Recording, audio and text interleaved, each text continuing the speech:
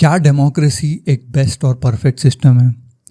क्यों कुछ लोग ऑब्वियसली करप्ट पॉलिटिशियन के लिए भी वोट करते हैं, कुछ लोग हेट मॉन्गर्स के लिए वोट करते हैं जो दुनिया में नफरत फैला रहे हैं, लोगों को आपस में लड़ा रहे हैं, उन लोगों के लिए भी लोग वोट करते हैं। कुछ लोग तो एक्टर्स के लिए वोट कर देते हैं, वो एक्टर जिनका पॉलिटिक्स से दूर दूर तक कोई लेना देना नहीं है, उनके लिए भी लोग वोट करते हैं। हर एरा के लोगों को ये क्यों लगता है कि उनका पॉलिटिकल सिस्टम दुनिया का सबसे बेस्ट सिस्टम है? ग्रीक फिलोसोफर सोक्रेटिस डेमोक्रेसी के बारे में क्या राय रखता था और हम हमारे पॉलिटिकल सिस्टम को इम्प्रूव करने के लिए क्या कर सकते हैं? इन सारे सवालों के जवाब का डिस्कशन आज हम इस वीडियो में करेंगे। एक फिलोसफिकल एंगल से इसको देखेंगे। सबसे पहले तो ये बात समझ लीजिए कि दुनिया में मोस्ट पीपल जिस सिस्टम में पैदा होते हैं, जो सिस्टम पॉलिटिकल सिस्टम उन्होंने इनहेरिट किया होता है, उस सिस्टम को वो दुनिया का बेस्ट सिस्टम समझते हैं। वो समझते हैं कि इससे बेहतर तो कोई हो ही नहीं सकता, कुछ हो ही नहीं सकता। जैसे कि पहले बादशाहत थी, बादशाहत में कोई एक पर्टिकुलर राजा और उसका लिनिएज, उसका ख़ानदान इनके ऊपर राज करता था, तो लोगों को लगता था इससे बेहतर सिस्टम कोई हो नहीं सकता था। उस सिस्टम की तरफ बहुत वफादार होते थे लोग, और अगर कोई इंसान उस सिस्टम और उस बादशाह के ख़िलाफ़ बात करे तो उसको क़त्ल भी कर दिया जाता था। इतना वफ़ादारी लोगों की उन सिस्टम की तरफ होती थी। और ऐसी वफ़ादारी बहुत सारे लोग डेमोक्रेटिक सिस्टम की तरफ भी देखते हैं और सोचते हैं कि इससे बेहतर तो कोई सिस्टम हो ही नहीं सकता और इसके अंदर कोई स्कोप ऑफ इम्प्रूवमेंट है ही नहीं। अब क्या है ना कि इसकी एक हिस्टोरिकल कॉन्टेक्स्ट है, एक वजह है कि लोग ऐसा क्यों सोचते हैं। जनरली दुनिया में क्या हुआ है अमूमन कि जब भी कोई सिस्टम ने दूसरे सिस्टम को रिप्लेस किया है तो वो नया सिस्टम पुराने पे एक इम्प्रूवमेंट रहा है। जैसे कि जब बादशाहत आई है ना, तो बादशाहत आने के पहले एक फ्यूडल सिस्टम हुआ करता था। फ्यूडल सिस्टम में कैसा था कि एक आदमी है, उसकी ज़मीन है, ज़मीन पे सब उसके ग़ुलाम काम करेंगे, उन ग़ुलामों को उस मेहनत के एवज में वो खाने और रहने की जगह देगा। तो जब ये सिस्टम था तो बादशाहत ने उसको रिप्लेस किया। तो ऑब्वियसली जब बादशाह ने रिप्लेस किया तो जो लोकल इश्यूज़ थे, जो लोकल इनजस्टिसेस थे, वो ख़त्म हो गए और एक सेंट्रलाइज पावर एक जगह जाके जमा हो गई और लोगों ने उस सिस्टम को बहुत सराहा। लेकिन बादशाहत के बाद में डेमोक्रेसी आई। तो जब डेमोक्रेसी आई तो बादशाहत की जो इनएफिशिएंसीज थे, इनजस्टिसेस थे बादशाहत की और ऑटोक्रेसीज़ के, वो डेमोक्रेसीज़ ने उसके ऊपर इम्प्रूवमेंट किया।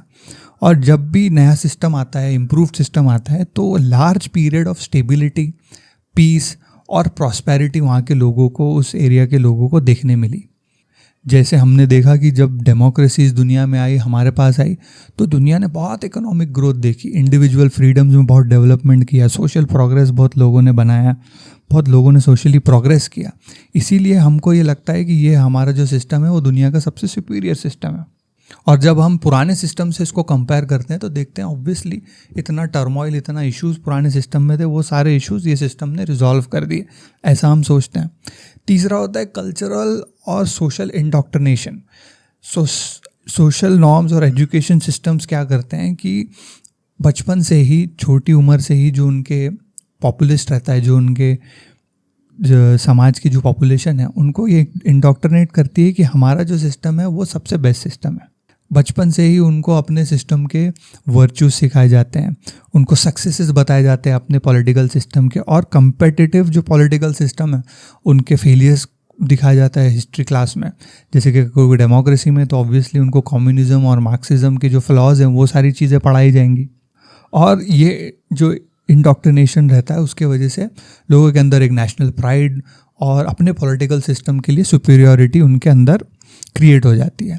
लेकिन हमें इस बात को रिकग्नाइज़ करना चाहिए कि अगर दुनिया में ऐसे लोग ना रहें जो करंट पॉलिटिकल सिस्टम की गलतियां निकालें और उसके ऊपर इम्प्रूवमेंट के सजेशंस दें, अगर ये नहीं होता तो हम डेमोक्रेसी तक पहुंच ही नहीं सकते थे। जो डेमोक्रेसी आज हमको इतनी अजीज़ है, हम यहाँ तक पहुंच ही नहीं पाते थे। वो तो ऐसे लोग थे जो हमेशा करंट सिस्टम को क्रिटिसाइज़ करते रहे और उसके ऊपर कैसे इम्प्रूवमेंट किया जाए इसके बारे में सोचते रहे। उन्होंने सबसे पहले क्या किया? Recognition of flaws. हमेशा ये बात समझ लीजिए कि there is no perfect system. आप जिस भी सिस्टम में हो उसके अंदर फ्लॉज रहेंगे। उस फ्लॉज को रिकग्नाइज करना, समझना कि हमारी डेमोक्रेसीज में क्या फ्लॉज हैं, वो सबसे पहला स्टेप है, इम्पॉर्टेंट स्टेप है। जब आपने रिकग्नाइज कर लिया कि क्या फॉल्ट्स हैं, तब आपको वैल्यू पता चलेगी क्रिटिकल थिंकर्स और रिफॉर्मर्स की। जिन रिफॉर्मर्स ने बादशाहत के टाइम पे क्रिटिकली सोचा और इम्प्रूवमेंट करने की सोची, तो हम यहाँ तक पहुँच पाए। वैसे ही डेमोक्रेसी में भी ऐसे लोगों को इनकरेज करना चाहिए जो कंस्ट्रक्टिव क्रिटिसिज्म करें डेमोक्रेसी का, और उसके अंदर रास्ते बताएं कि कैसे उसको इम्प्रूव किया जा सकता है। और ऑब्वियसली एक कंटिन्यूस इम्प्रूवमेंट की एक साइकिल हमको चलानी चाहिए, और हर बार जो भी सजेशंस आएँ इम्प्रूवमेंट के, उनको डीपली उनके बारे में सोचना, उनके बारे में डिस्कस करना, हमारी सोसाइटी में एक डायलॉग होना बहुत इम्पॉर्टेंट है। ना कि सिर्फ पुराने सक्सेस को देख के खुश होना, लेकिन आगे जाके हम कैसे इवॉल्व हो सकें ये भी समझना। एंशिएंट एथेंस सिविलाइजेशन ने डेमोक्रेसी को जन्म दिया। ग्रीक फिलॉसफी के थ्रू डेमोक्रेसी का जन्म हुआ, और ग्रीक फिलॉसफी के जो बहुत ही फेमस और इन्फ्लुएंशियल फिलॉसफर रहे हैं, सोक्रेटिस, वो डेमोक्रेसी के बारे में कहते हैं कि बहुत पैसिमिस्टिक थे, बहुत मायूस रहते थे डेमोक्रेसी के बारे में, और अक्सर डेमोक्रेसी की जो फ्लॉज हैं, जो उसकी लिमिटेशंस हैं, वो लोगों को वो एक्सप्लेन करते थे। उन्होंने एक एग्जाम्पल से बताया कि समझ लीजिए कि आप किसी समुद्री रास्ते पे जा रहे हैं, समंदर का सफ़र करने जा रहे हैं एक शिप में, तो आप क्या चाहेंगे कि उस शिप का जिम्मेदार कौन रहे?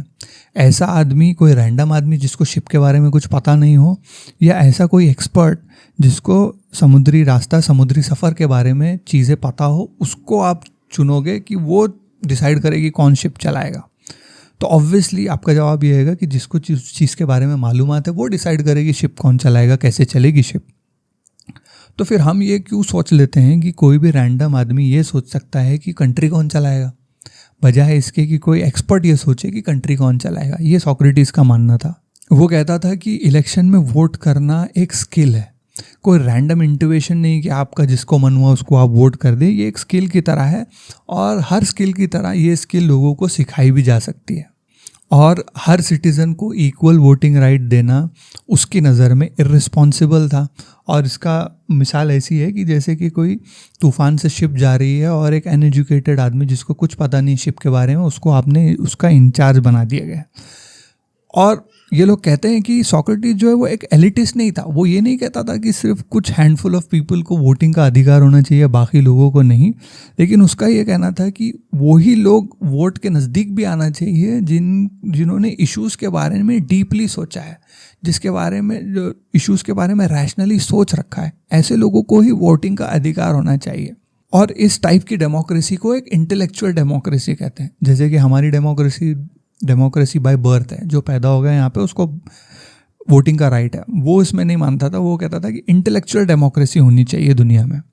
और वो कहता था कि अगर हमने हर किसी को वोट करने का अधिकार दे दिया बिना उसका विजडम, उसका नॉलेज देखे, तो ये अब डेमोक्रेसी नहीं रहेगी, वो डेमोगॉगरी बन जाएगी। डेमोगॉगरी किसको कहते हैं कि एक पॉलिटिकल एक्टिविटी और practice that seeks support by appealing to the desires and prejudices of ordinary people rather than using the rational argument. एक ऐसा पॉलिटिकल सिस्टम जो लोगों के डिज़ायर्स, उनकी ख्वाहिशात और उनके अंदर जो भरा हुआ तासुब है उसको लेवरेज करके पॉलिटिक्स खेली जाए, बजाय इसके कि कोई रैशनल, कोई लॉजिकल आर्ग्यूमेंट के थ्रू पॉलिटिक्स खेली जाए। और ऐसा हम अक्सर हमारे पॉलिटिकल सिस्टम में देखते हैं। लोगों के जो भेदभाव हैं मन में, उनके ऊपर लोग खेल के पॉलिटिक्स खेलते हैं, बजाय इसके कि किसी चीज़ के बारे में रैशनल आर्ग्यूमेंट करें लोग। हमारे पॉलिटिक्स में ये अक्सर देखा गया है। और सोक्रेटिस को ये बात पता थी कि कैसे जो स्मार्ट पॉलिटिशियंस हैं वो लोगों के जो डिज़ायर्स है उसको एक्सप्लॉइट कर सकते हैं। इसको समझने का एक बहुत अच्छा एग्जाम्पल उन्होंने दिया। जैसे समझ लीजिए कि एक इलेक्शन हो रहा है, उस इलेक्शन में दो कैंडिडेट्स हैं। एक कैंडिडेट है डॉक्टर और दूसरा कैंडिडेट है एक मिठाई की दुकान वाला।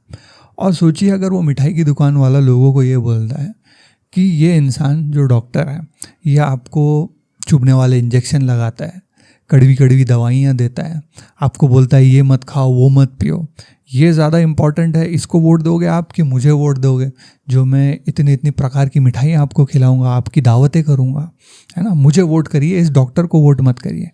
क्या वो डॉक्टर लोगों को ये बोल पाएगा कि नहीं नहीं, मैं आपको जो ये कड़वी दवाइयाँ देता हूँ, जो आपको अपने डिज़ायर्स से रोकता हूँ, वो इसलिए करता हूँ कि मैं आपका भले की सोच रहा हूँ, मैं आपके लॉन्ग टर्म बेनिफिट की सोच रहा हूँ?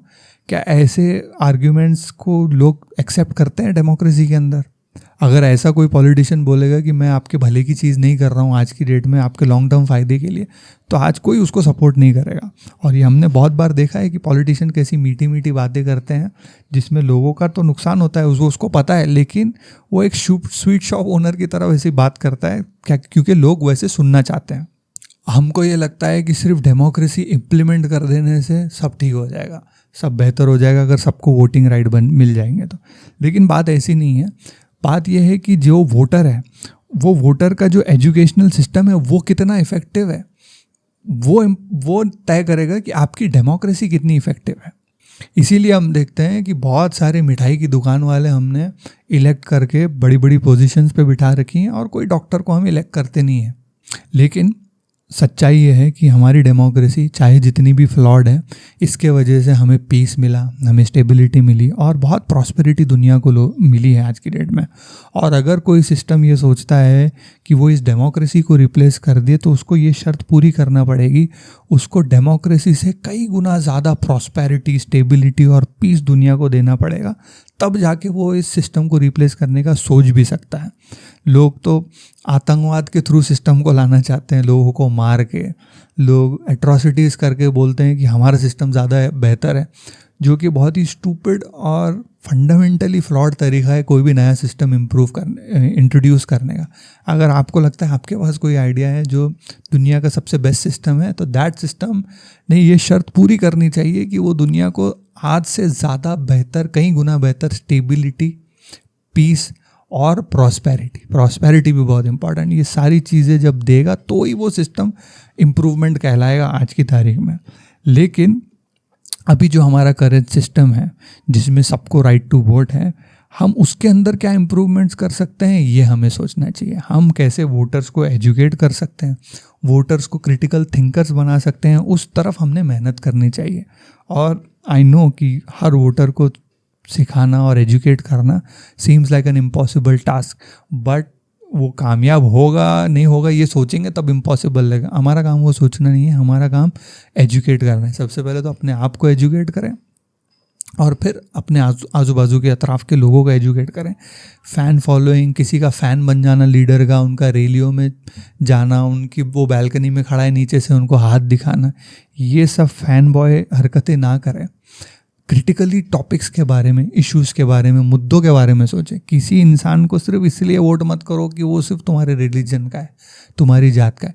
ठीक है, तुम्हारे रिलीजन का आदमी चाहिए तो तुम उसको इलेक्ट करो, उसमें कोई बुराई नहीं है। रिप्रेजेंटेटिव डेमोक्रेसी में you should have a person जो आपके इश्यूज़ को समझ सकता है, आपके रिलीजन का हो सकता है, लेकिन आपके रिलीजन में जस्ट बिकॉज वो रिलीजन का इसलिए नहीं, उसके अंदर भी आपका कोशिश ये होना चाहिए कि बेस्ट पॉसिबल कैंडिडेट को आप आगे भेजें, जो क्रिटिकल थिंकर हो, जो एक डॉक्टर हो, जो ये आपकी गलतियां आपको बताए कि ये सारे फ्लॉज है आपके अंदर और ये सारा क्योर है, ऐसा मत करो, ऐसा करो तो तब जाके ये बीमारियां ठीक होगी।